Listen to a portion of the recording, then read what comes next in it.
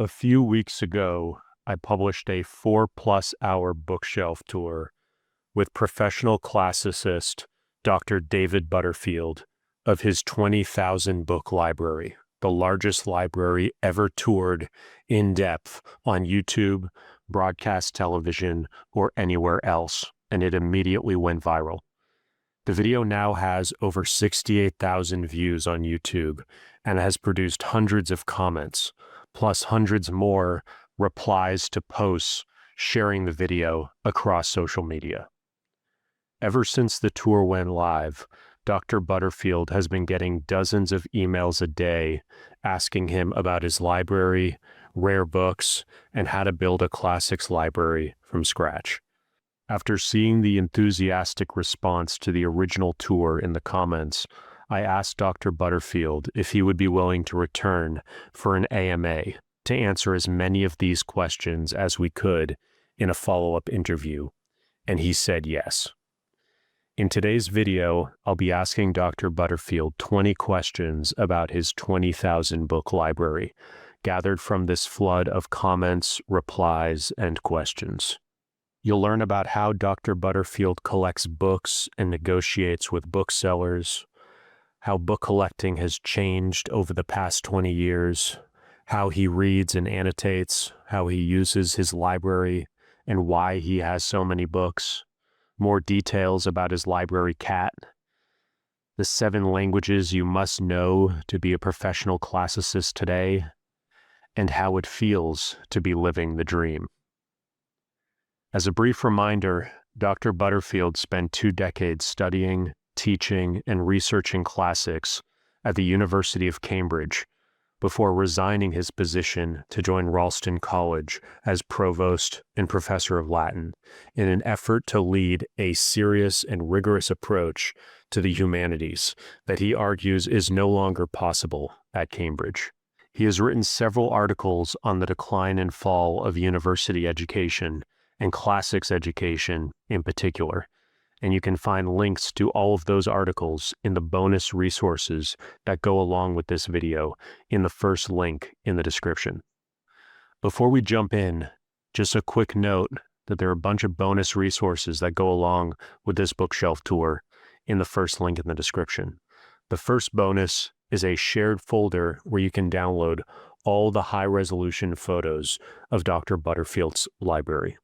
You'll also get a resources spreadsheet, which will give you links for where you can find some of the key books, articles, and other resources we talked about in the tour. You'll also get my classics resources spreadsheet, which collects in one place all the key details for the major facing page translation book sets like the Loebs Classical Library and other similar sets from Harvard University Press, as well as other publishers of facing page translation libraries. You'll also get a free book where I gathered all the best advice about how to manage your library and how to improve your reading from the 55-plus hours of bookshelf tours I've conducted over the past couple of years. Just click the first link in the description to get all these free bonus resources. Also, if you'd like to do a bookshelf tour with me, please email timothy@timothykenny.com. Lastly, a big thank you to all of my students for your continued support that makes these long-form bookshelf tours possible. There are 2 courses and 1 program that I teach that may interest you and are most relevant to the subjects we cover in this tour. The first is my self-directed learner course, which will help you build all the skills required to pursue lifelong education through all the key steps, like learning project organization, skill investing, research, reading and annotating, note-taking, memorizing, and putting your learning into action directly or through a program of deliberate practice. The second item is the Renaissance program, my guide to building an encyclopedic mind through the classics, the great books, and the best of modern knowledge. We live in a world that rewards specialization, so it can feel almost impossible to recover the kind of broad, well-rounded education earlier eras took for granted. This program gives you a lifelong framework for organizing your learning across history, geography, ideas, facts, literature, human nature, society, and the transcendent. so you can understand the major branches of knowledge, see how they fit together, and develop unique creative insights that are only possible with this kind of broad base of learning. Please click the third link in the description to learn more about the Renaissance program. The third item is the Polyglot course, and it's designed to help you learn multiple languages in parallel, so you can read the great classical works and contemporary academic books and papers in their original languages. In this course, I share my unique methodology for language learning that solves all the major problems that cause so many people to give up on a language after a few weeks or months of study. Please click the fourth link in the description to learn more about the 12 classic and modern languages included in this one-of-a-kind course. If you'd like to learn more about my other courses, programs, and learning tracks, and how you can support the production of these bookshelf tours, please click the fifth link in the description where you can view my complete course catalog.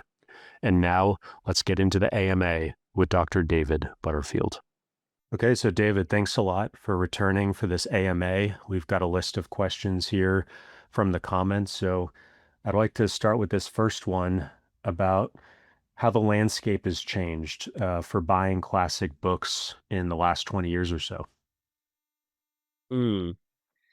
Okay, there's lots of things to say there. I'll answer that specifically about classics books, that is to say, books about the Greeks, the Romans, and the classical tradition. But a lot of what I will say will apply really to anyone who collects secondhand books. So leave aside what's happening with new books, what's happening with publishers, and all of that stuff. What I'll say will be about books printed in the past that have somehow come on the secondhand market and people are trying to acquire them. So the last 20, 25 years has, without question, been the most destabilizing period in really the history of the book. You might say that the printing press upset the market more. A case could be made, certainly, in terms of how much that made literature much more broadly accessible, and that obviously had a knock-on effect on price. But it was really a sort of single clear direction of travel once that technology came along. Since the dawn of the internet, however, and the gradual movement of booksellers online, that not only has had a big single change, it's created these various waves which have gone up and down in various ways over the last couple of decades. So what do I mean? Before the internet, it was obviously the case that there were only two ways to buy secondhand books. Either you went to a bookseller on the street, you physically entered the store, you browsed around, you saw what the prices were, and if you felt the price was good, you bought the book. Fine. The other way that existed and was a big part of the 19th and 20th century was buying from catalogue. So the bigger booksellers would circulate printed catalogues that either had the majority of their current stock, or they would seasonally, maybe every 3 months, every 6 months, issue a particular catalogue, either on a subject that's part of their whole collection, or it would be new acquisitions. So someone who knows the bookstore well would nevertheless be able to read through the catalogue, and that would record everything interesting that's come to that seller in the last 3 or 6 months. And you see the price, and you would either phone up or write to the bookseller, and you would buy from the catalogue. Now, clearly physical bookstores still exist, but they're far fewer in number than they were even 25 years ago. I would say in England, in Britain, probably the number of secondhand bookstores has halved in the last 25 years. There are still booksellers who issue printed catalogues, especially in France and in Holland. There are some very good booksellers who circulate catalogues if you get on the list. But for the most part, that has been outmoded by the appearance of the internet. And in the early days of booksellers deciding to go onto the internet, it was a brilliant time for the collector. Because what happened was a situation where really you only had the glimpse of the stock of those bookstores you could physically get to, and the handful of catalogues you actually received as an individual. And that was the world you encountered of books you could buy. But once booksellers started to go online, instantly their collection was searchable and accessible across the globe. What's more, in the early days, so I'm talking sort of, let's say, 99, 2000 through to about 2006, 2007. In that period, booksellers who decided to go online simply put the prices of the books in their store online. And what that meant was their personal choice about how expensive a book should be could be seen by everyone in the world who was trying to find that book. And it obviously was the case that certain booksellers failed to realize that something that they thought was a normal book was actually an exceptionally rare book. And the scale of difference in value here is massive. So I have, in those days, I can remember instances of me paying £5, £10, under $15 for a book that's worth, £1,000. And sometimes I would buy and sell, and I would take the profit and spend that on books, as I mentioned when we talked earlier. At other times, it was a book I really wanted, so I just had an immense bargain, which is one of the great wins in my collecting history. Similarly, it was no problem if a bookseller had ridiculously high prices and they put their stock online, because you could see that their prices are way above the rest of the market and they can just be ignored. Those were the glory days of buying books online, because, as I say, you suddenly had access to the world's catalogue. And so long as you were fast, if a new book came up and it was massively underpriced, you could buy it before anyone else. The place that you should go to do this is easily the best. That is to say, that the second and third places are way below in terms of how useful they are. It's called Abe Books, ABE Books. You will know it well. Most of the listeners will know it well. But Abe Books is the place to go for secondhand book dealing online. From about 2006, 2007, however, things went backwards in terms of how good they were for the buyer. Booksellers realized that they too could look at the availability of books on the market and at their prices. And rather than using their own knowledge, which they spent decades building up as a bookseller, they could simply look at what other booksellers were trading at. They could see at what price books were selling. And based upon the condition of their copy versus what they saw online, they could simply slot their price into a way that into a position that made sense. Now, for the most part, that's good market forces. It makes sense. If there are 4 copies of a book worth $50 and you've got a copy that's in mint condition, yeah, why not price it at $60? Someone might pay that. Naturally, it means the bargain of someone putting up that same book for $6 is much less likely.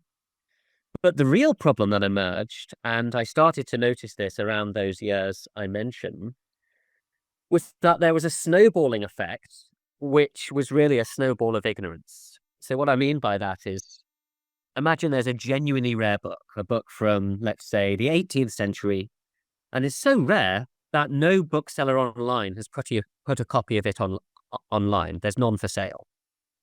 Then someone comes along, they upload their physical stock to their online store, and they've recently received this title. They don't know how to price it.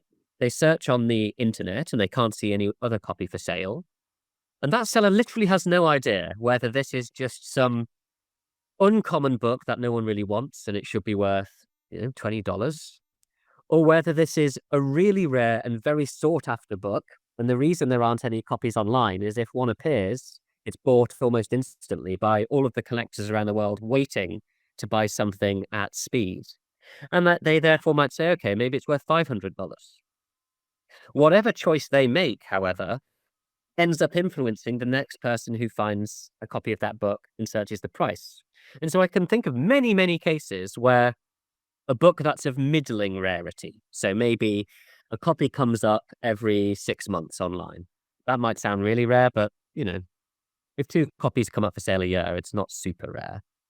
If the first person who didn't know the price went for $250, and that was for a copy in sort of middling condition, the next seller prices their copy in the high 200s, and then 2 or 3 more come along. And then you've got this weird market where this book, which is not super rare or super valuable, has 4 copies online, all between $250 and $280.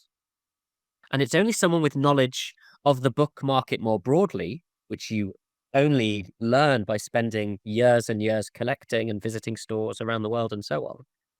Only they can say, hang on a minute, what on earth's going on here? This book really is worth about $30, $40. And we've got 4 different sellers around the world thinking it's worth towards $300. And that just is a big problem. It's someone making an ignorant judgment, and then everyone else assuming that because the price is there, that's a meaningful price to peg your price to. But of course, none of those books have sold. No one who actually wants that book would want to pay that amount of money because they know that's a silly price for it. Around the year 2010, things got out of control because that same problem I just mentioned started being automated by algorithms. So if you search certain books online, you will find copies at really precise prices, whether they're in dollars or pounds or whatever currency. And the seller, let's imagine it's an American seller pricing in dollars. You'll find a book priced at like $337.17. And no bookseller's going to put that and write it on as the price. What's happened is the algorithm has searched for that title automatically and by some calculus worked out what would be an appropriate price. But that's a very dehumanizing way to approach the book market, and it propagates mistakes and ignorance of the kind I mentioned. So it's still possible to find really good bargains via Abe Books and some of the other big sellers, but it's more difficult because you basically need a seller who's just acting on his or her own judgment rather than going to the trouble of seeing what other copies are happening. A much better place to find bargains is the auction house. And that can be eBay, because of course eBay is so open access. Anyone can go to, an old relative's house and find in the attic boxes and boxes of old books, and they just want them cleared out. And, if they can get 20 or 50 books for the sale, they'll take it. Inside that, there may be things of really immense value. I don't mean necessarily thousands upon thousands upon thousands, but there might be a box of books for sale at $10 or $20, and it might genuinely be worth several hundred just because they're good old books. So eBay is always worth keeping an eye on, but your time is valuable, so you can't get lost in eBay. It's not a life well spent. Or there's the actual auction house. So any local auctions going on, they get so many books going through them these days that neither the sellers have the time or the knowledge to praise each book and give it a good price, nor are there people in the auction room who really know about books, except for the handful who are booksellers. And if you can turn up in an auction house and get in between the seller, the auctioneer, who doesn't really know what the books are about, and somehow beat the bookseller who's buying for a wide range of potential customers, and you get in the middle and not be downstream from the bookseller who will mark things up, you can get some very good bargains. If I had nothing to do in life, I would go to local auctions a lot more, because it's very, very common that a book will sell for about a quarter of its actual value, because people haven't got the time and the knowledge to oversee every book. So bargains are easier to find away from the internet in that regard. What else has changed? The major change in terms of supply of secondhand books onto the market that's changed in the last generation is the institutional library. So whether I mean a civic or public library, which put its collection together for locals in general, or whether it's an academic library at a college, university, or even a school, both of those institutions have decided, mostly wrongly and irresponsibly, that their physical collections need weeding out. They need downgrading, or in some cases, they need selling off entirely. That's obviously very bad news for the local community or the educational institute that's losing actual books that were there for a reason. But it's very good news for the buyer, because all of these libraries have massive stock, which means when they do downgrade, they are getting rid of thousands rather than dozens of books. And whatever seller takes that on is generally buying them at a very low price. In some cases, not only have I known the bookseller get the books for free, so the bookseller gets thousands of books to sell at no cost to him or herself, but in a handful of cases, I know, although this was kept quiet, that the library getting rid of them paid the bookseller to go through the labor of physically removing them. And then, of course, that bookseller has profit all the way from the amount of money received to the amount that the books will be sold for. Now, why is that good news for the book collector like you or like me? Because if the bookseller has taken on lots of books and has spent very little on them, he or she generally is not so greedy that each of those books is going to be priced really expensively. Instead, they're going to be quite cheap.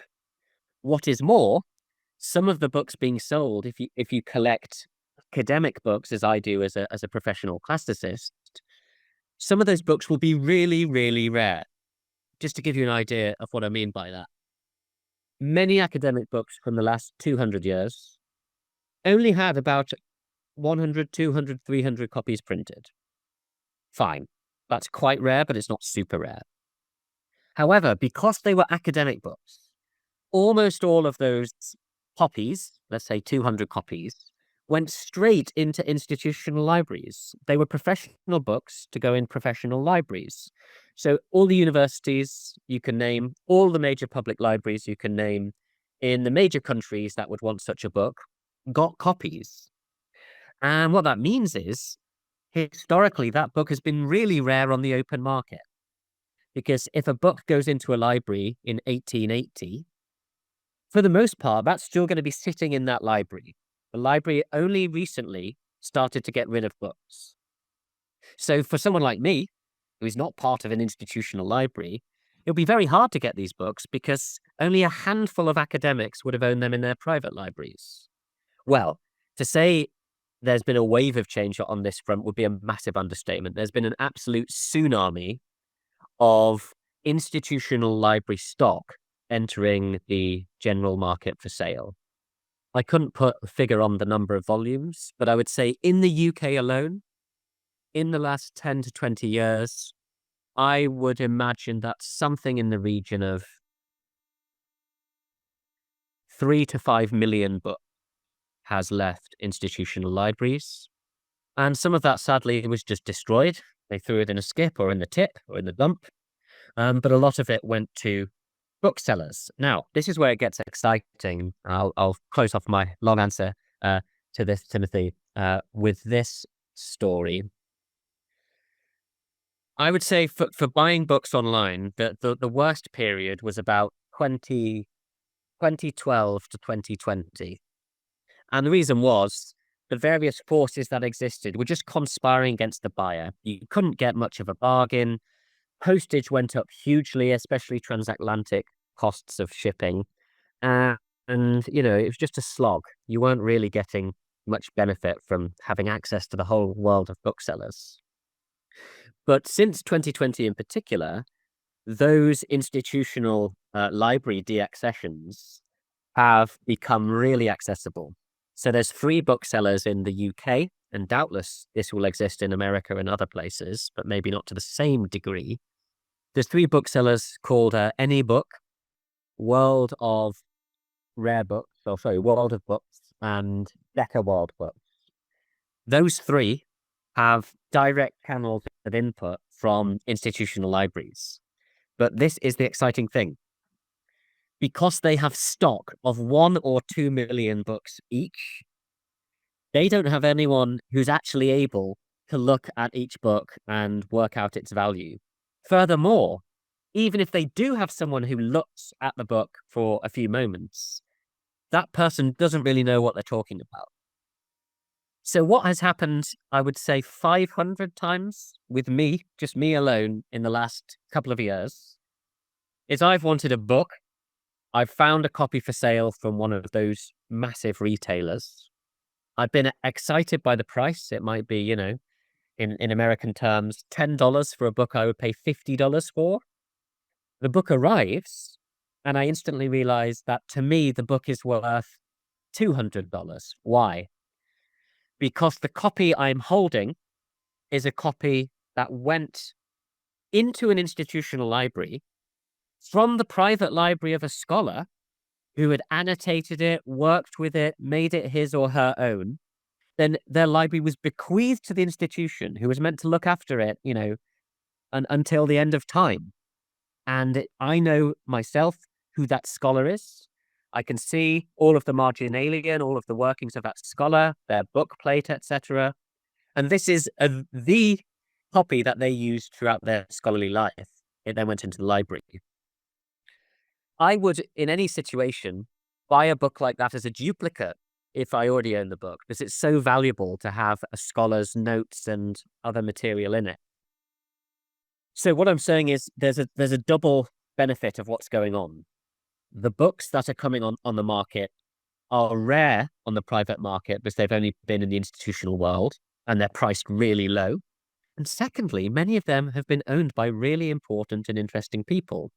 And this is not limited to the classics. You will be able to find all sorts of books through the places I mentioned. Just one final point on that. If you buy a book from the 50s or 60s or early 70s, and it's gone through the University of Hull in England, often that means Philip Larkin, poet, who was librarian there, had handled it and often written it in terms of the accession notes. So you can buy books handled and written in by Philip Larkin, who's a major literary figure in the poetic world, for a few pounds, because the system doesn't really weigh up any of these aspects of rarity. So it's now a decent time to be a book collector, although I would always strongly recommend that people try to seek out bargains in physical bookstores, even though that's becoming harder. It's definitely more expensive now to be a book collector than it was 25 years ago, but it's actually easier now to get major bargains because of this institutional deaccession I mentioned. And are there any catalogs you're particularly excited about? Printed catalogs. Yes, I used to be very excited on receiving this marvelous printed yellow catalogue from a guy called Bill Poole, who operated out of New Bond Street in London. And he was a remarkable figure, knew all of Greek literature back to front, and knew Euripides, all plays of Euripides by heart. But he had gone blind in his teenage years, and he was trading all the way up to his 80s. Maybe he still is. I haven't seen a catalogue for a while. But he would collect books from various auction houses around Europe, and he operated in the traditional fair way of selling books. He would buy at what he thought was a good price for him, and he would give a fixed markup to the customer. So if he got a bargain, you got a bargain by buying from him. It was just a bit more. So he took almost a fixed profit, a fixed commission from his trades. And the catalogue used to have at the front a little code word that you had to use, and then you'd ring up his place, and you would see, well, he would answer, and you would have to give the number of the relevant book, and he would just know from memory, despite obviously not being able to look at the books around him. He would know from memory whether 734 in that catalogue sold or not. So he was a really good bookseller. But now the main catalogue I look forward to is from Holland, from Amsterdam, a bookseller called Antiquariat Brinkman.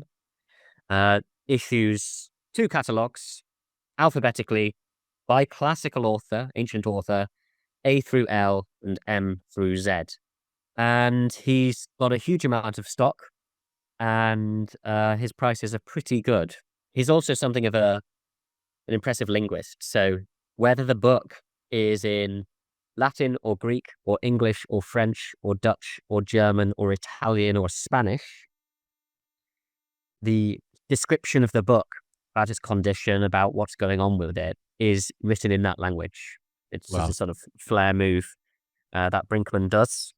But yeah, they're a good bookseller.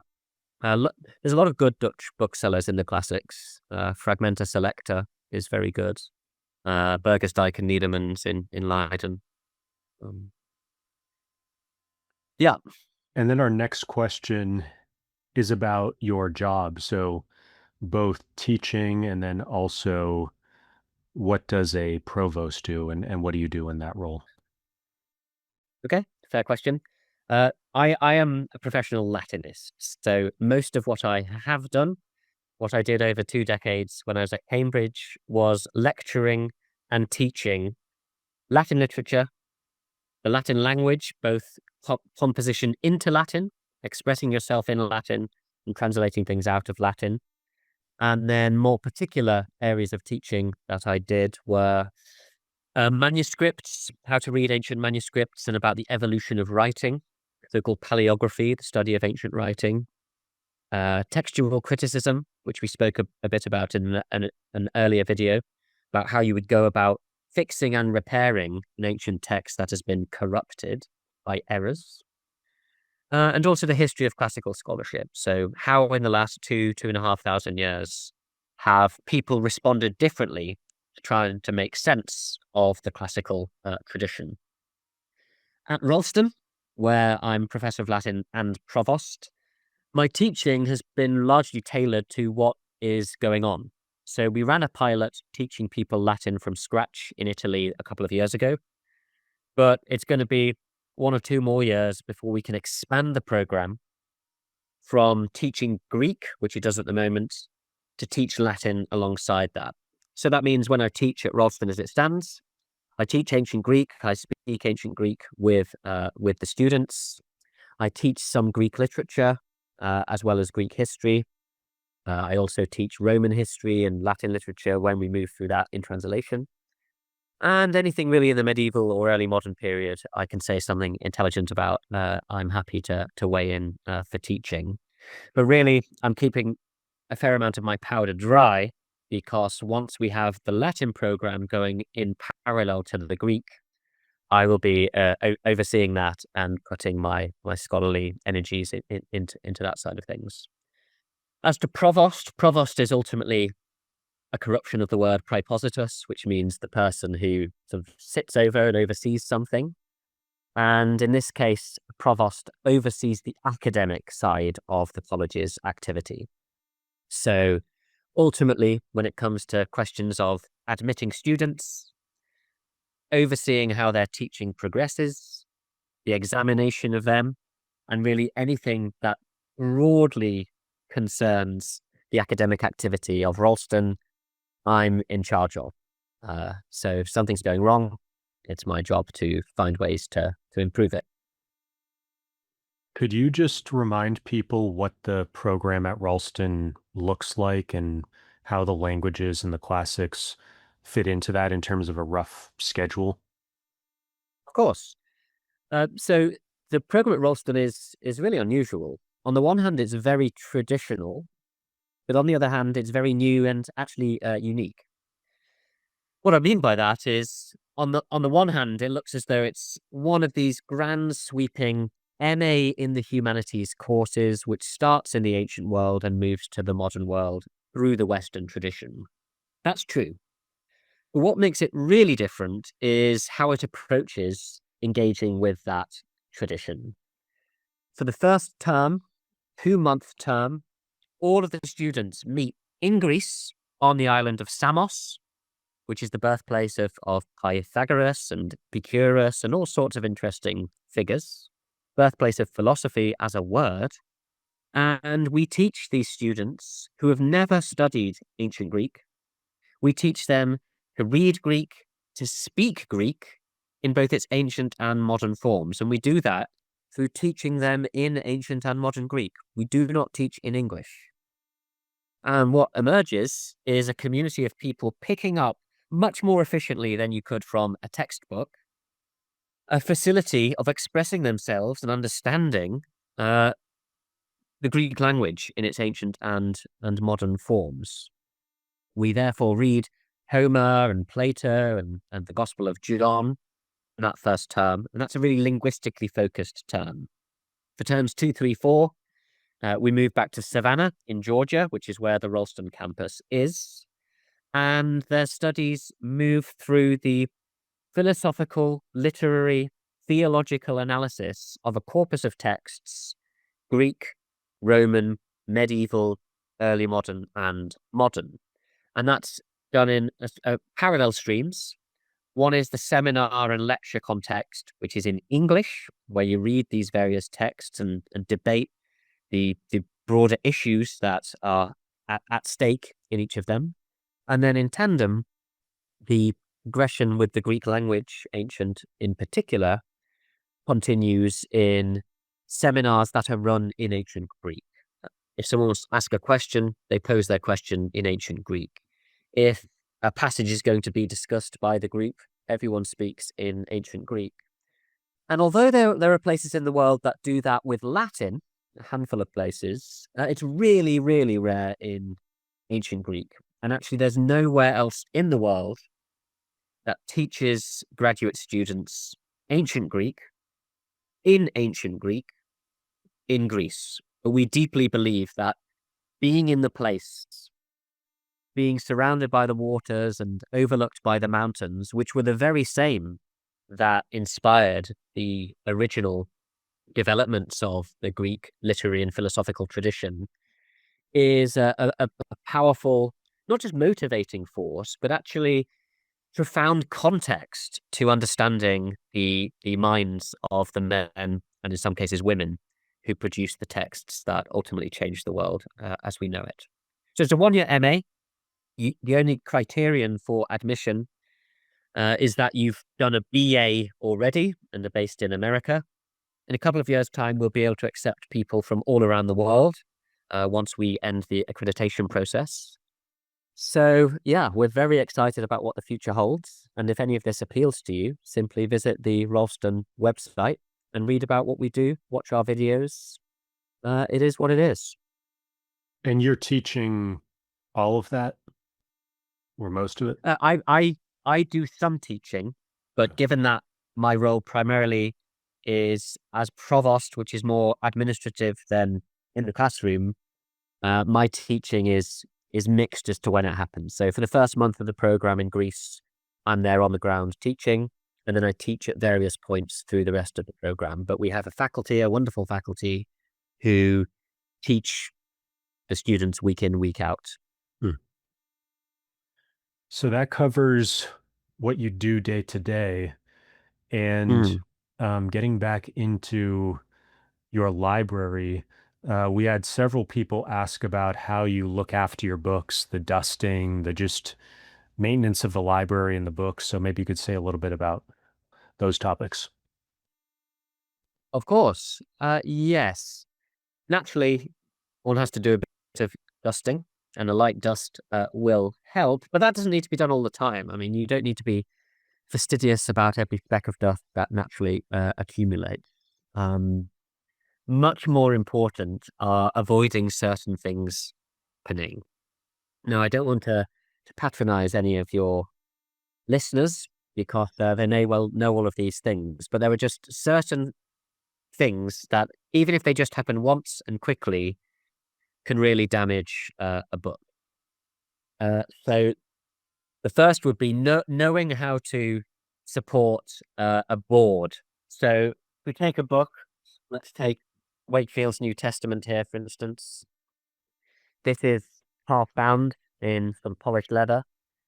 It's very common that people treat a book as though it's just an old version of a modern book. And what that means is when they open it, they expect that the hinge is designed to just take the weight of the front board. But actually, most books are built in a way that you need to support the front board. So when I open it, I don't just let this flop, because if it flops, it'll go down, down, down, down, down, down, down. And this hinge will eventually wear and break off. If the book hasn't been held for a long time, and it doesn't have the natural greases of your hand, which actually helps the leather in it, it can dry out very easily, and you can open it and the board will just fall off. And that is a big problem because it's very ugly and awkward to have a book that has separate board which isn't stuck to it. It's ridiculous to put a rubber band around it as a mode of repair. But the actual repair you need to do to reattach that board is extremely expensive and skilled work.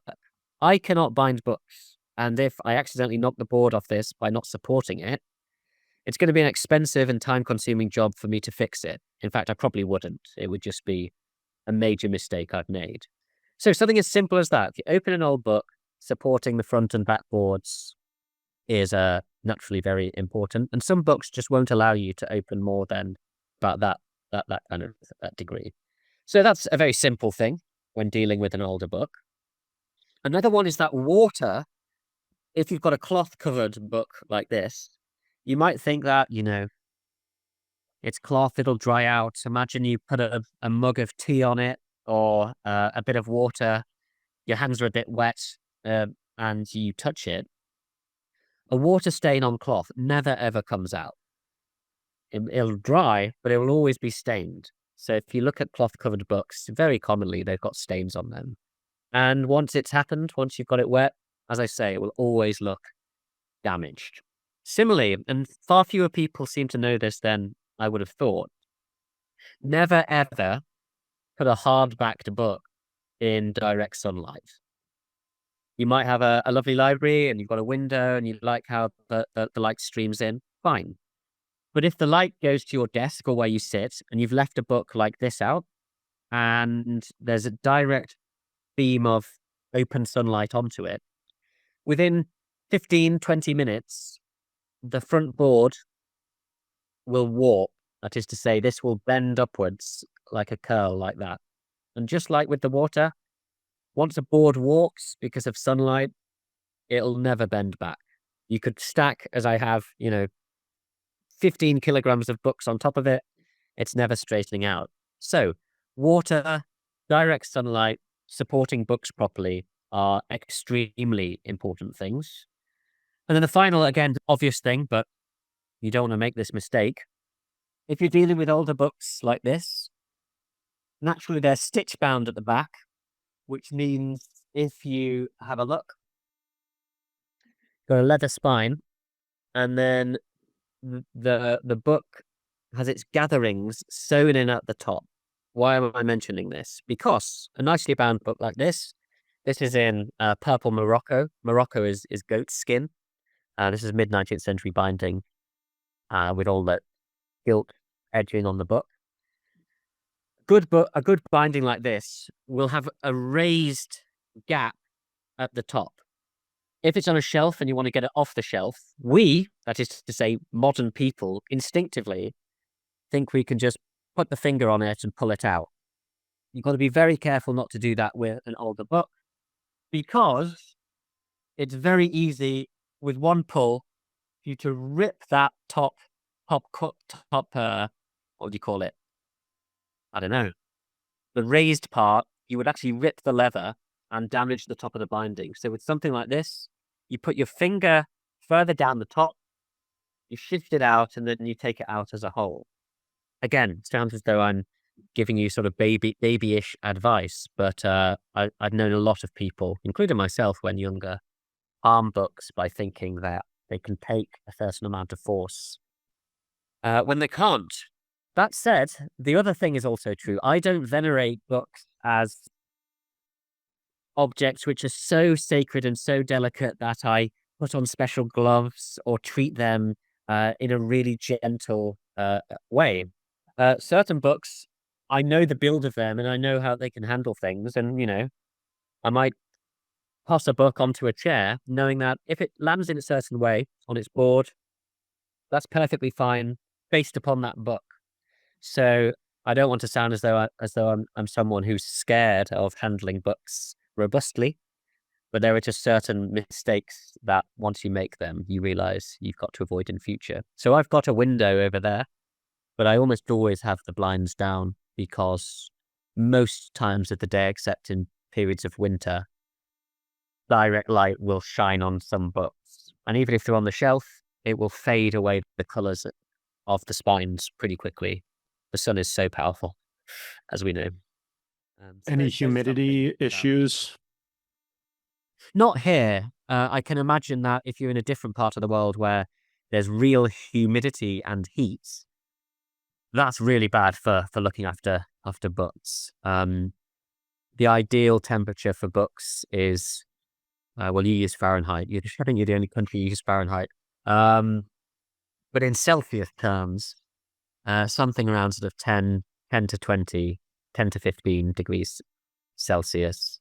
If they get too warm and too moist, bad things start to happen. Binding degrades. In fact, you remind me, I lent a book to a former pupil who happened to be living in Hong Kong.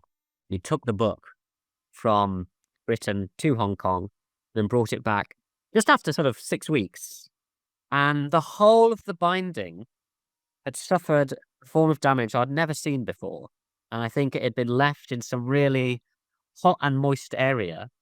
And the cloth had actually just dissolved into powder. And if you touched it, it all disappeared.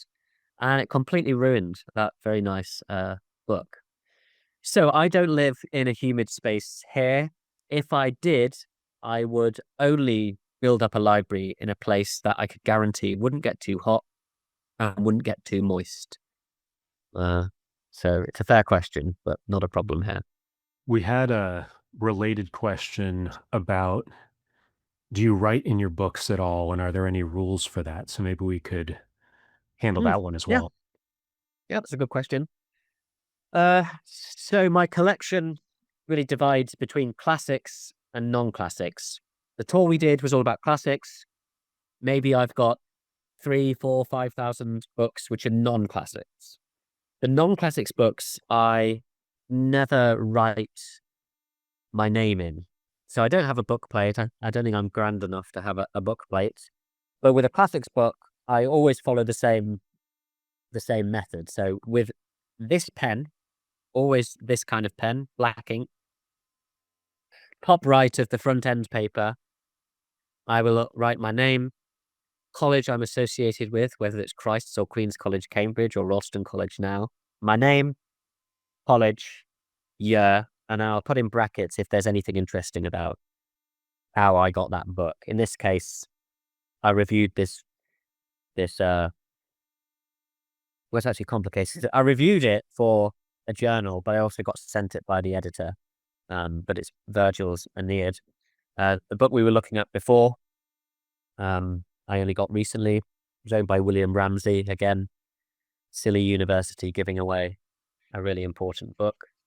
David Butterfield, Ralston, 2025. So I'll always write that in ink, but it is a completely inviolable, unbreakable law for me that other than writing my name on the end paper, I will never ever use pen inside a book, ever. Instead, if I do write in a book, which I do a lot, I write in pencil. Why do I make that distinction? It's because with all of these books, I do deeply feel I am only a temporary owner. I'm a steward of them. In many cases, I'm very lucky to be a steward of the book in question. And I believe it should be in the power of a future owner to remove any signs of my engagement with that book. So imagine I'm reviewing a book and I'm marking vertical lines in the margin to indicate something that's of interest to me. So given that I did review this book, you'll find places such as in the intro here, got vertical line over here. Someone should be allowed to get rid of that if, when they own the book, they just don't want that there. And pencil is very, very easy to rub out, of course, whereas pen can never be removed. Why can't they remove my ownership, which is in ink? Because I also believe that recording the provenance, the ownership history of a book is a really important part of that physical object's history. So someone can cut out my name if they really want to. Maybe they do. But it's a different relationship with the book, the fact I owned it, than my own personal jottings. Generally, if I write something in the margin, it's negative rather than positive. Because I buy books that I think are good. I expect most of the pages to be saying good things, and therefore it's more worthy of note if they're saying bad things, and I might argue with them in the margin. So those are my rules about writing. I obviously an extension of no pen. I never ever highlight anything. That is barbarous. So yeah, pencil alone. Do you ever take notes in like a notebook or anything like that? No. It's just always in the margins. Yeah, or for the backboard. So let me think of a book that I have written lots of things in. Maybe in the back. Oh yeah, so here, same book again. This is the Teubner Aeneid. On the back page, I was tabulating various things, probably for just a footnote in the review. And so I'll happily use the backboards and end papers as a place to make notes. Sometimes add an index of a kind if the book doesn't have it. But my books aren't filled with slips of paper or bookmarks or the like. Is any of this stuff you picked up while studying at Cambridge, or is any of it sort of like that, or is it from professors you learned these practices from, or just you came up with it as you went? Interesting question.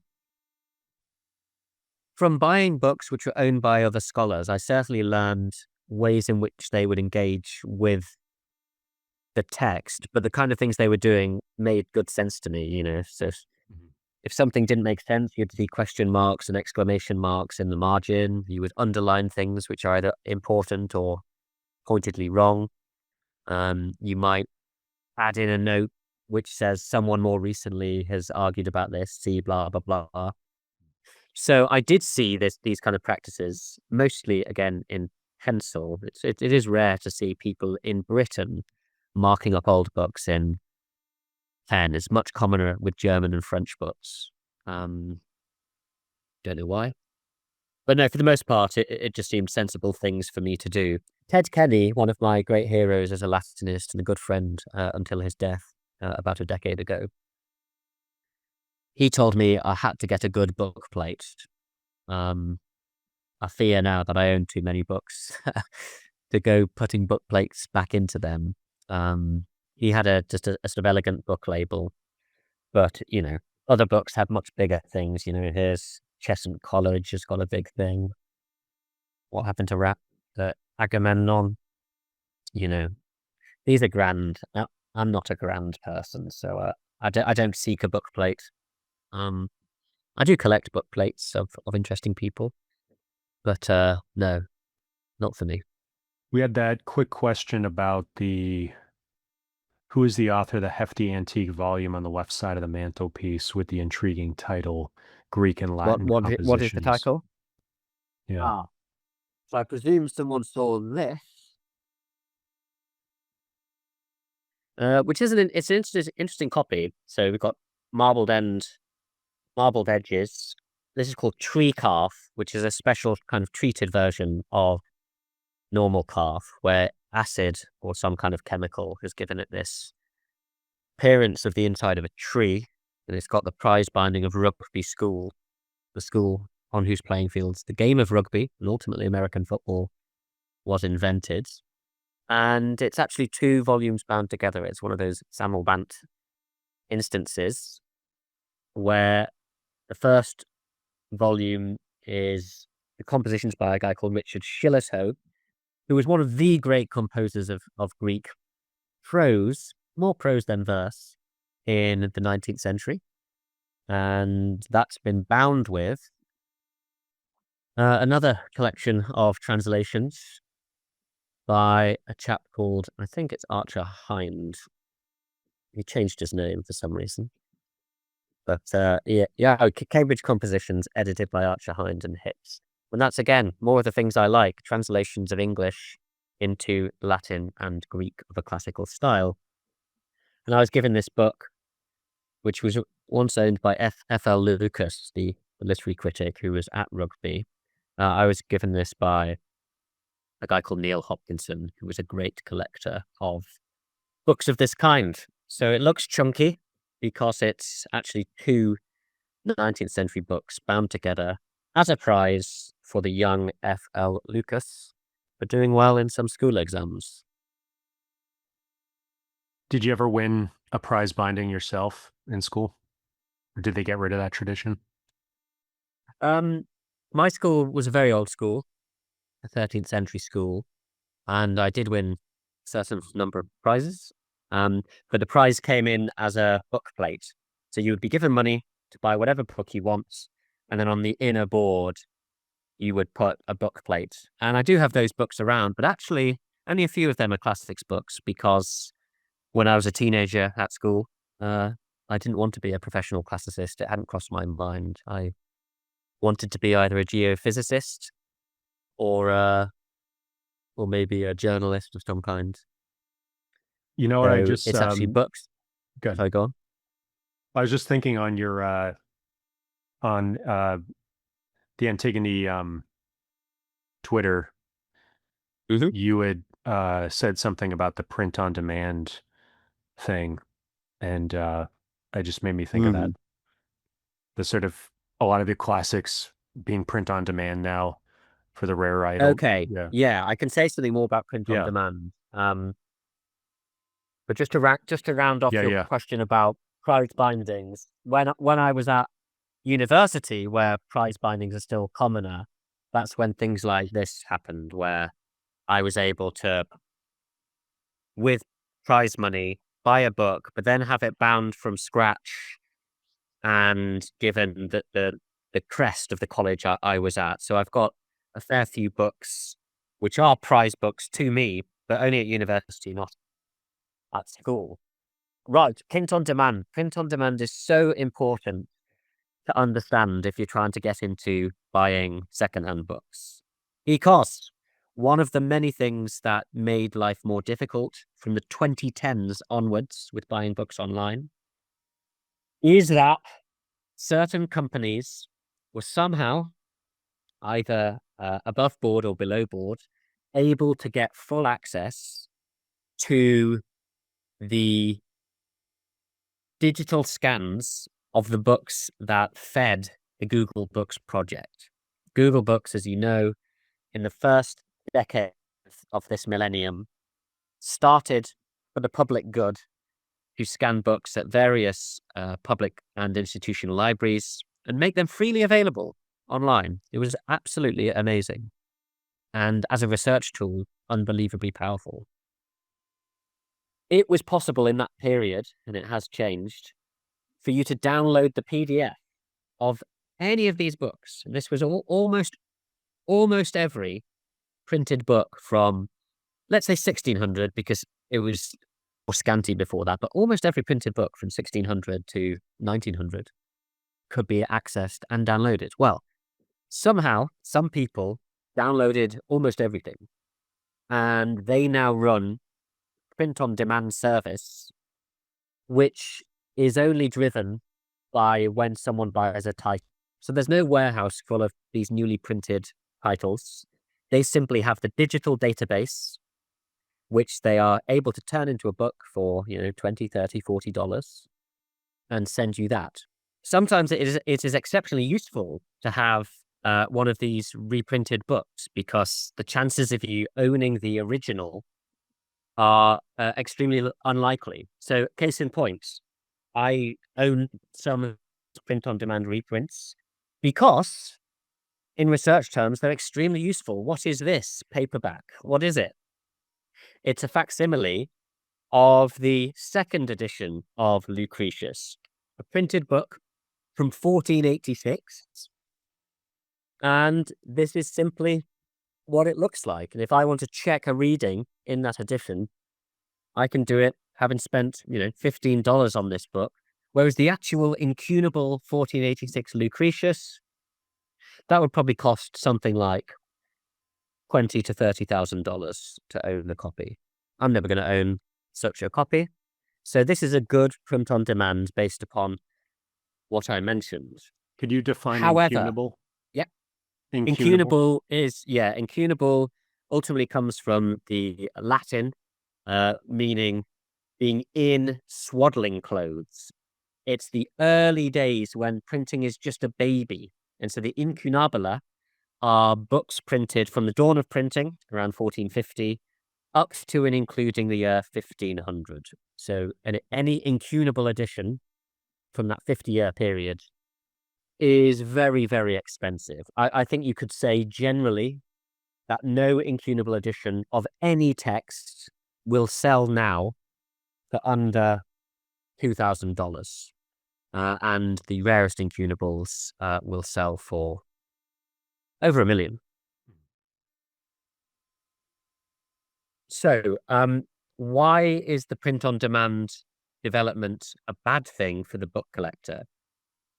The answer is that although Abe Books tries to protect the buyer by distinguishing between the actual secondhand book and a print-on-demand version of a scan, probably via Google Books, of that book, the sellers know their way around that. And probably because it gives Abe Books more money to have more sales going through it, there are loads of sellers, many based in India for whatever reason, but they're mostly based in India, the big ones. They don't index their books as being print on demand. So they just appear amid the list of actual secondhand books.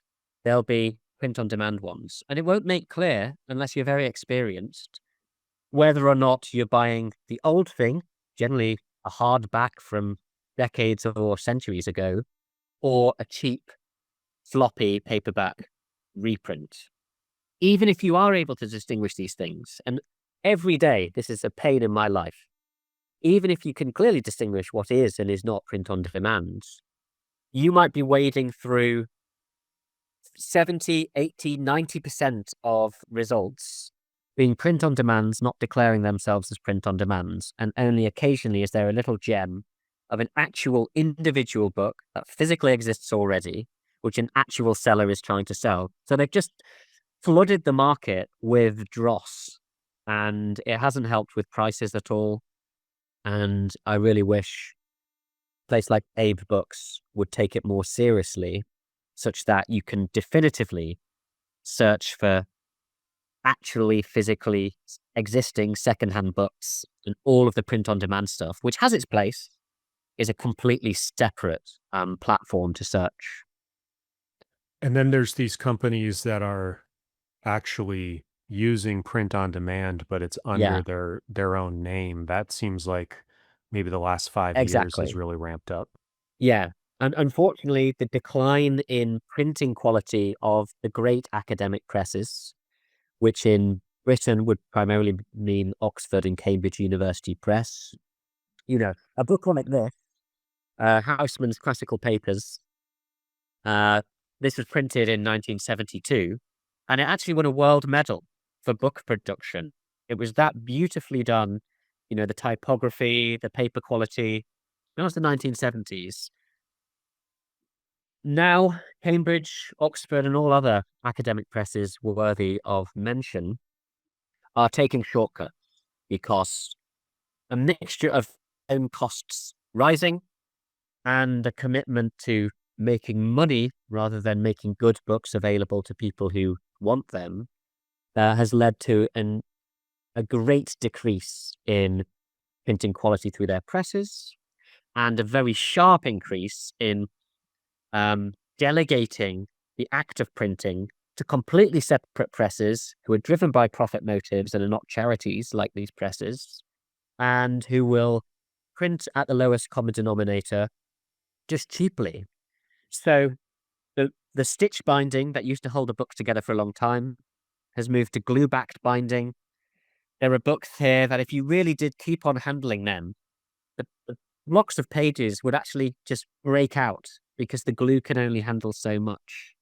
And it's a real tragedy that even as theories, as distinguished as the OCPs, which we saw have these India paper copies or these stitch bound copies, even OUP are now printing things by print on demand, and the quality is so low that it's embarrassing. And I think these presses need to think long and hard about what they're doing.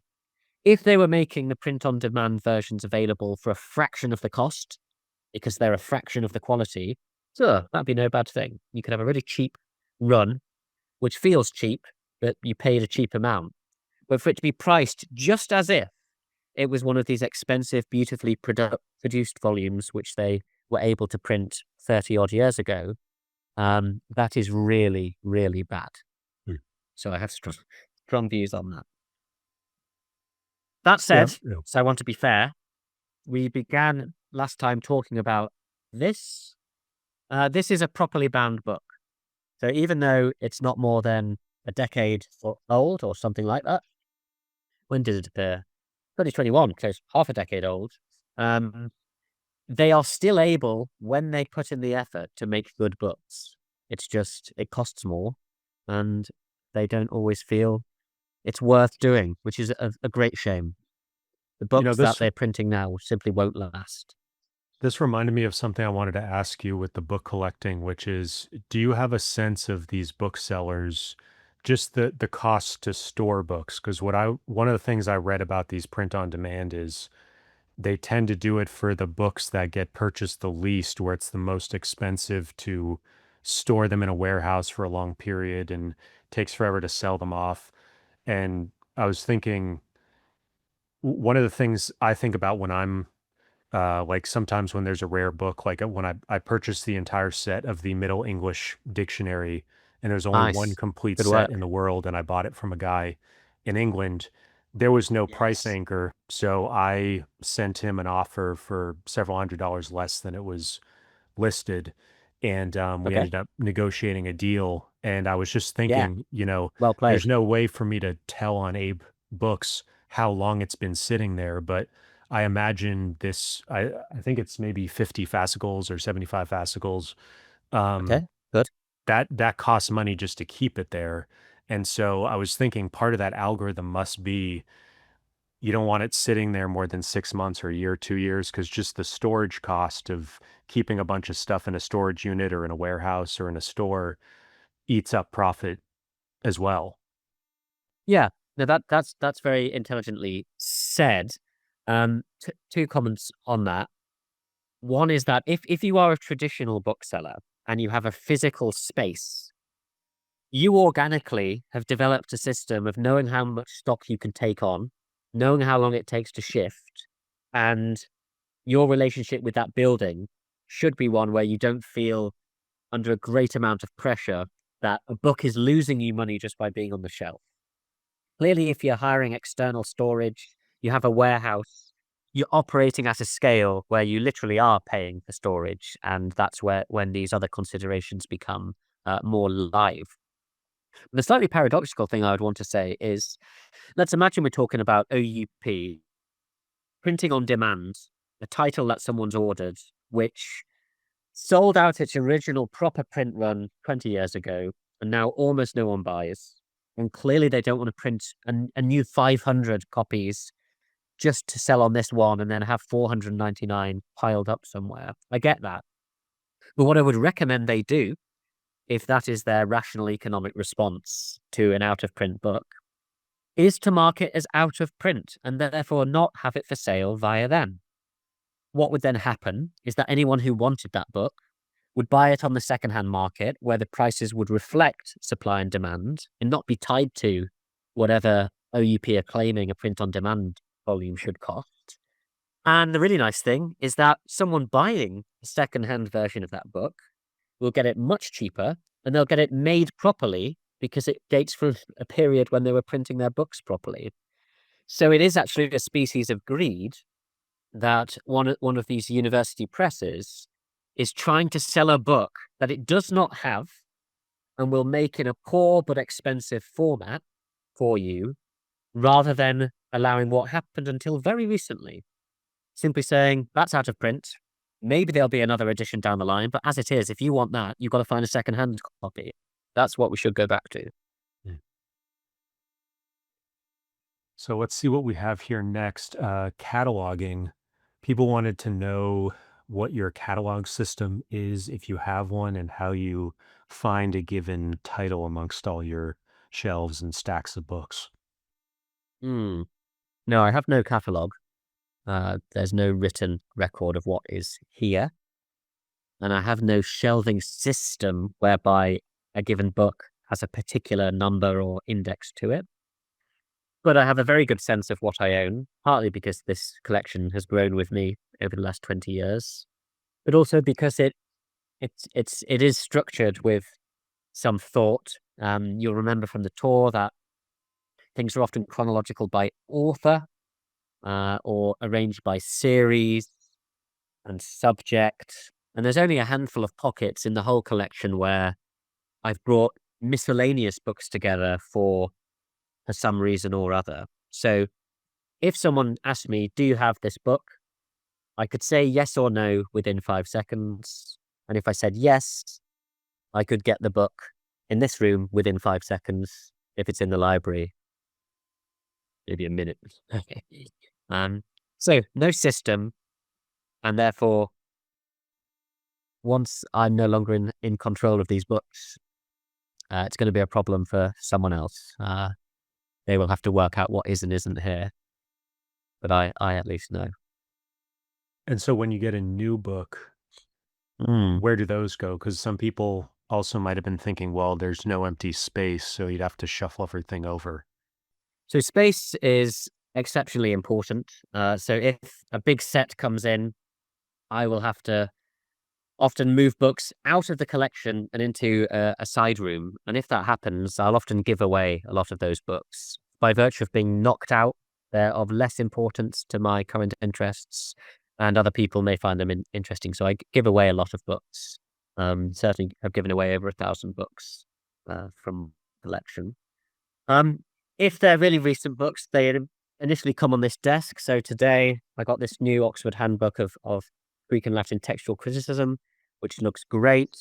Someone sent me a book on C.S. Lewis on higher education. This book on quantum physics just came in, and they'll sit on the table whilst I gauge what's going on with them. Then there's a sort of waiting room, a limbo state on the table next to this desk, above where those green and yellows are. And they'll wait there whilst I work out how to rejig particular books on the shelf so as to get them in where they belong. Almost every book on the classic side does have a sensible place to be, but often the shelf is already groaning with material. So I have to find a way to rationalize what could legitimately go elsewhere. Could you put something in the rotating bookcase of texts here from over there, even if it's got some notes in it? You probably could. So I'm constantly rejiggling things. And hopefully a book gets on the shelf in its proper place within a couple of weeks. You mentioned this about one of the books earlier, that it was sent to you.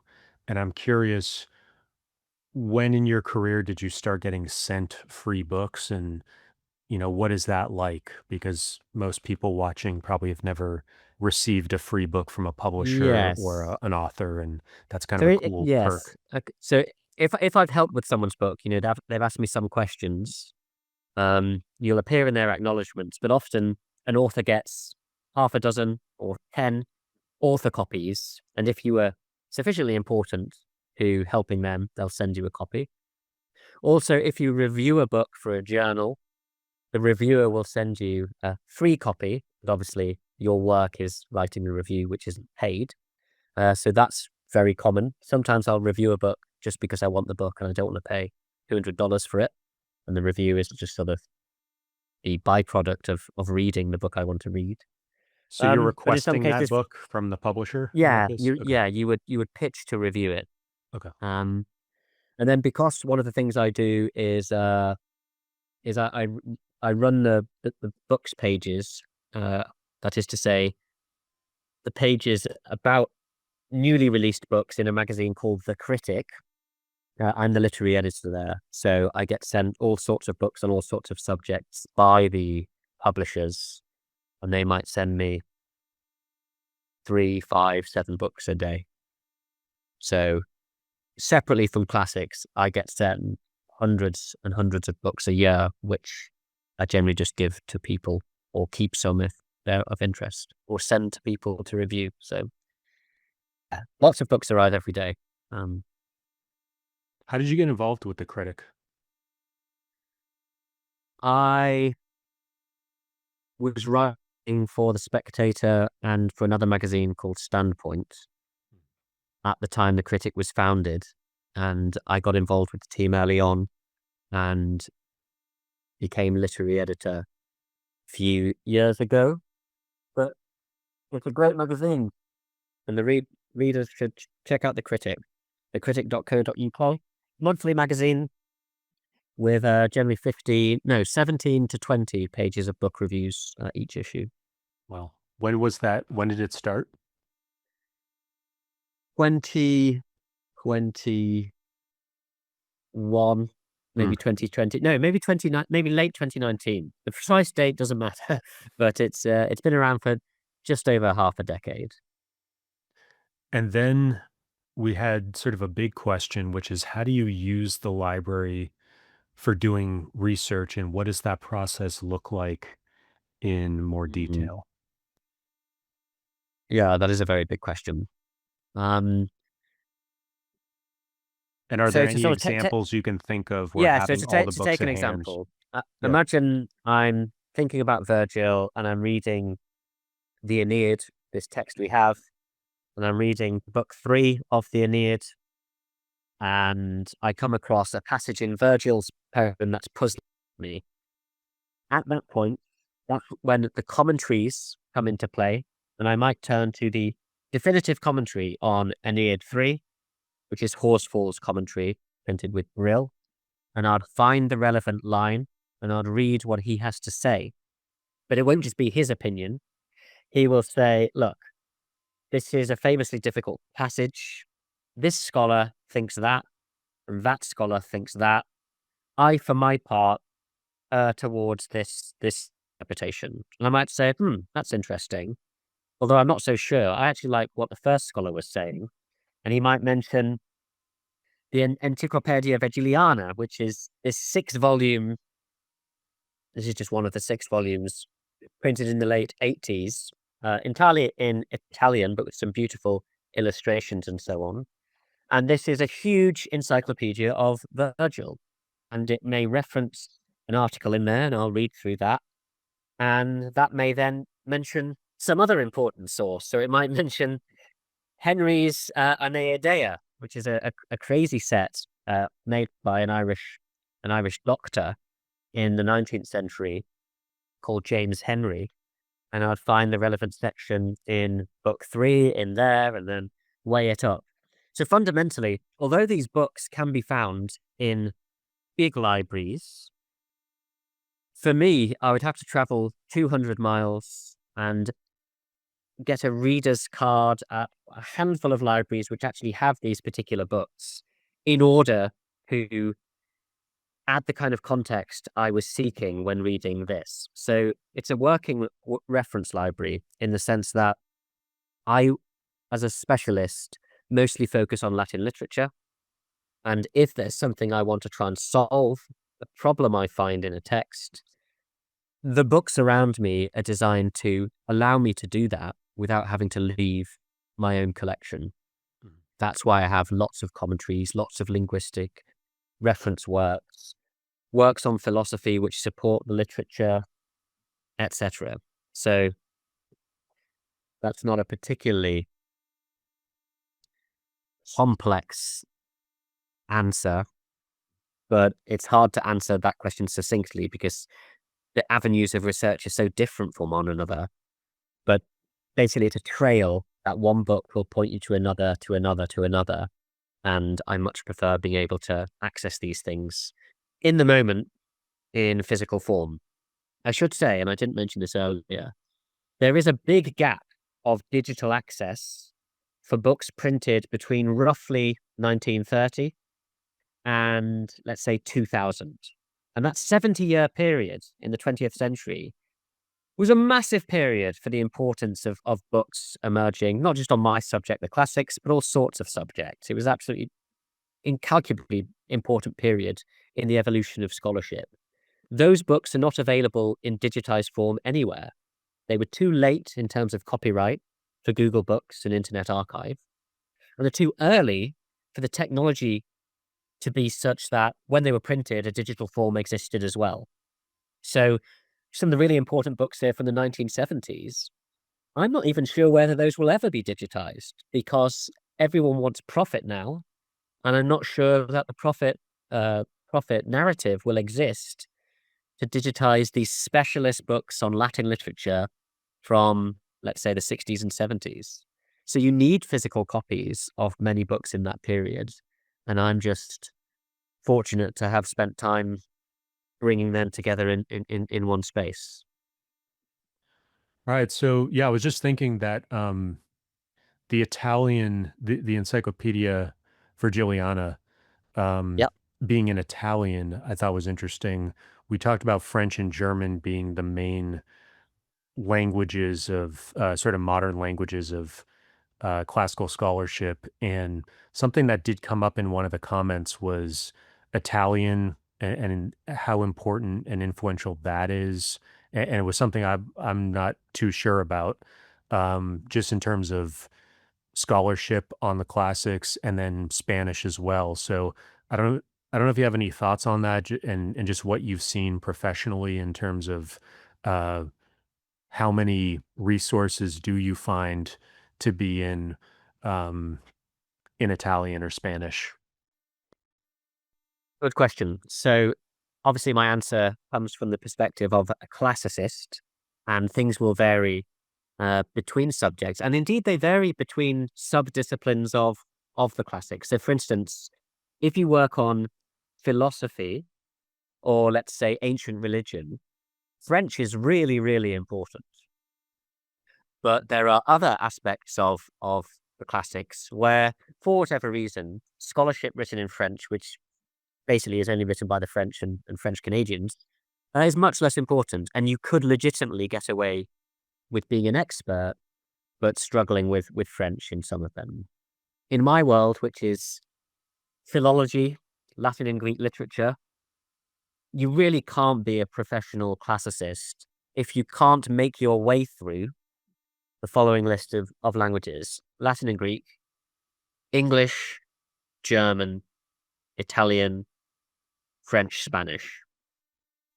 People do write books in Dutch, but generally a Dutch writer will write in English or French or German. Same with the Swiss, they'll obviously write in one of those other languages. People do write in Polish and in Swedish and in Portuguese, but generally speaking, the highest caliber work from those countries will be in another language. Same with the Hungarians. They often write in Latin, which is still a language of scholarship.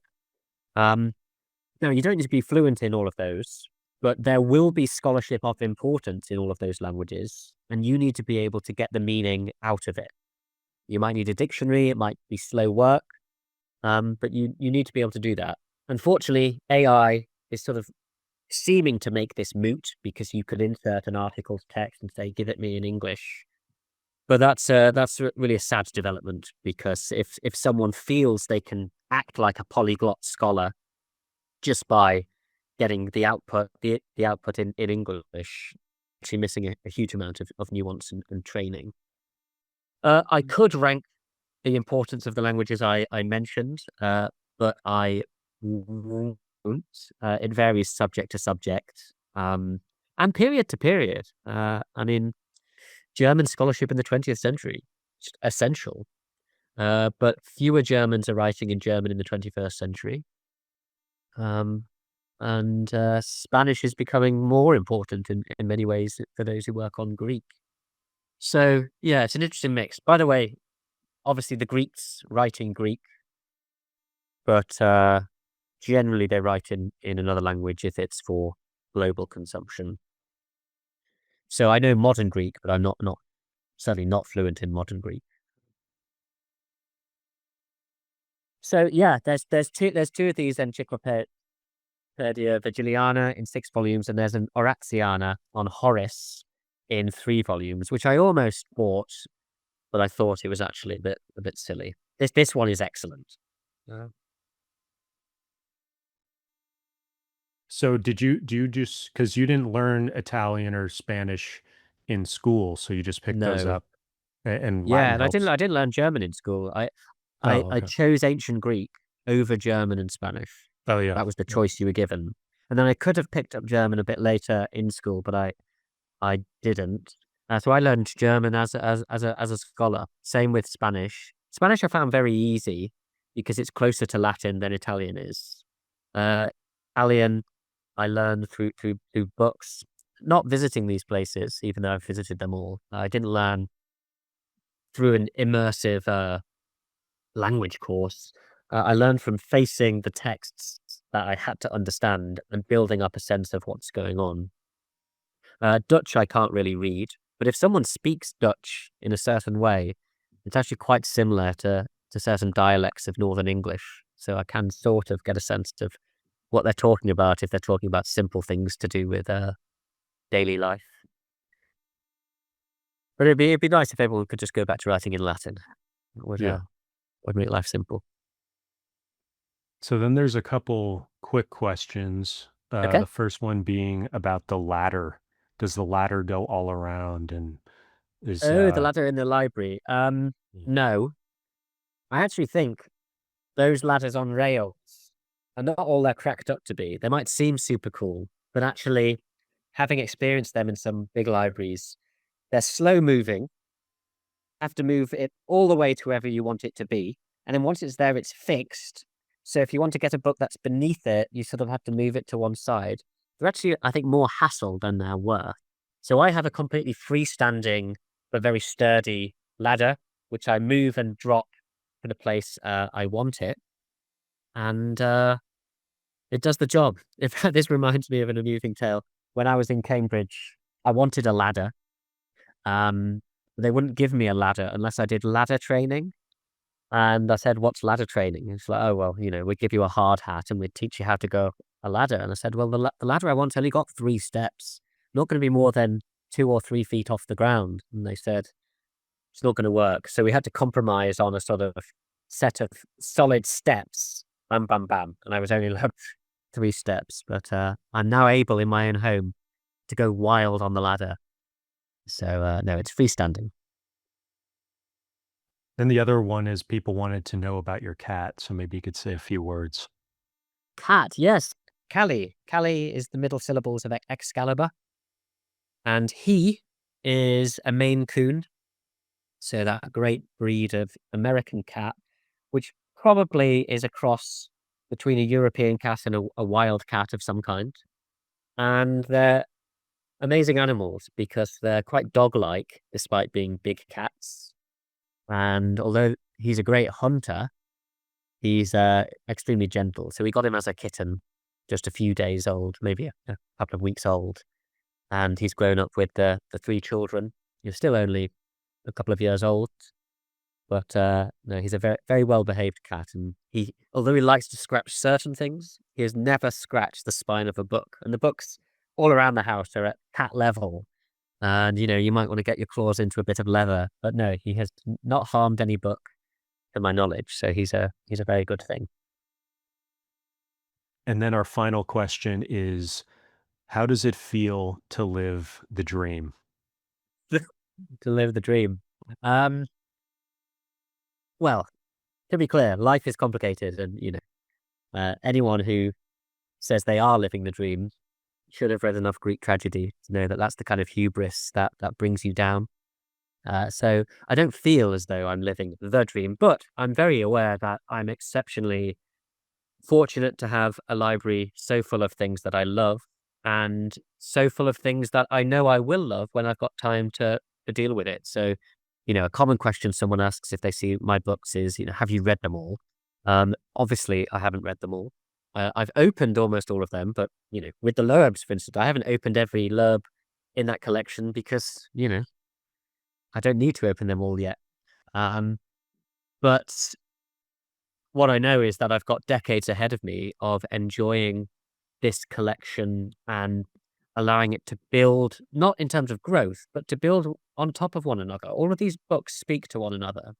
They're part of a centuries old conversation with one another. And I'm just a modern person who can enter into that conversation. So it is a dream of a kind to have within reach a library that means such a great deal to me.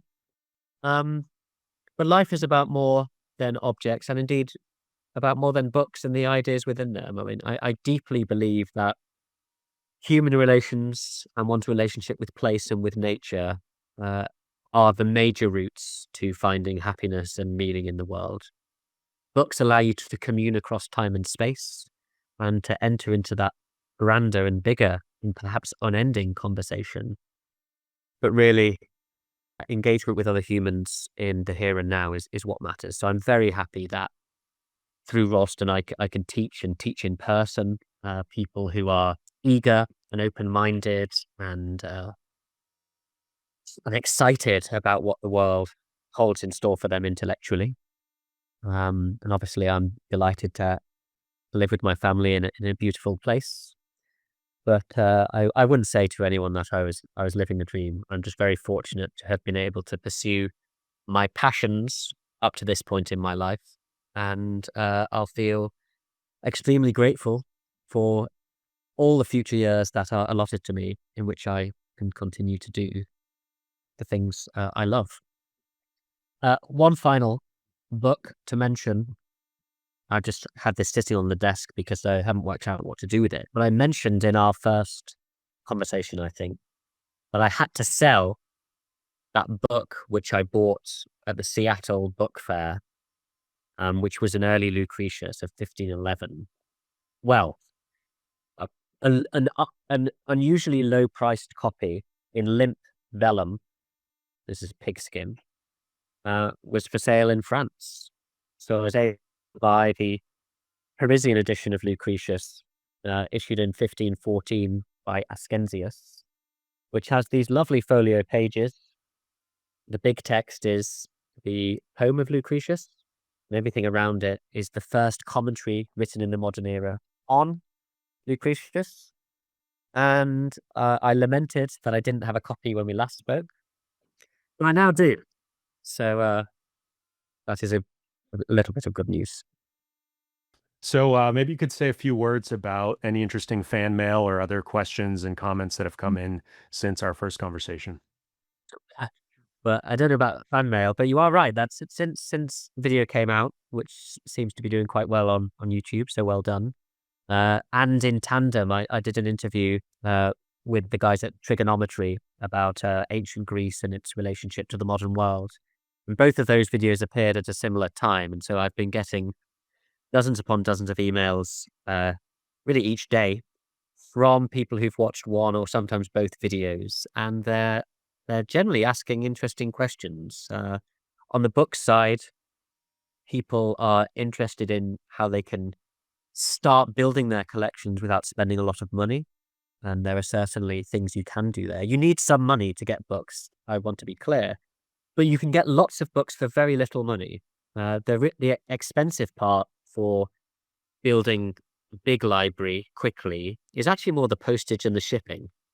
It's going to be very expensive for you to build up your own collection by getting books mailed from another country to where you are. But if you want to just sort of start building, let's say, a few yards of books that interest you, that really can be done very cheaply. So if you save up your money and spend it rightly, you can start building a collection. So I've had some inquiries about how to get going. I've had some specific questions about, can you help me find this book? And those are the kind of queries I like, because I can very quickly give a definitive answer, as other people can. I'm not saying this is anything special about me, but you need to know what you're doing. I can give a very quick answer as to whether that book is indeed available for sale in the world anywhere, or whether it is not. And if it is not, you need to ask yourself whether you can make do with a cheap print-on-demand copy, or whether you'll just keep waiting. And waiting is no bad thing. I mentioned when pointing out some books in that corner, there are books there that I searched for 20 years. And then they come up, not priced expensively, because the seller doesn't know there's anyone in the world who spent 2 decades waiting for a copy. And you can have the joy, the actual joy of a book sought out over a long time, finally landing in your lap. And it's not a sort of acquisitive sort of Gollum-like excitement of I finally got it. It's more a sense of reunion with a book that often I had seen in someone else's or in a rare books library, and thought that it would be a wonderful thing to be able to spend time with alone in my own collection, and then being able to do that. That's a really nice feeling, and it stays with you. I haven't mentioned this, but any rarer book I have, so in this room, maybe 1,000 books in this room, I know exactly where I was when I got those books. It's not written in them. It's because there's a sufficiently emotional excitement or relief in the acquisition of that book that my brain actually registers where that happens. So I've had some queries of that kind. I've had some nice comments about this and that. I've had some inquiries about Ralston, which is great. Ralston will grow and grow, and the world is changing in such a way that Ralston and its mission will actually be more and more important and desirable. Other Ralstons will emerge in the world, places taking not just the reading of books seriously, but really putting value into the collective conversation, in-person, group form of slow learning. That will become more and more important in the ever-increasing age of the machine. So it's nice that people are asking about that. My only regret with all of these emails is that I have jobs and I'm busy, so I'm not good at replying at length. But please do make contact with me if you think there's something particular and simple that I can help with, and I hope that I can respond to you in relatively short order. Do you want to give your email if people want to reach out? I never give my email, not because I'm private about it, but because most things you want to know in the world can be found out with a little bit of effort. So if you want to email me, email me. Okay. All right. Well, thanks again for giving us a great tour of your library and answering all these questions. And we'll have links down in the comments where people can find your work and the Ralston website and everything else.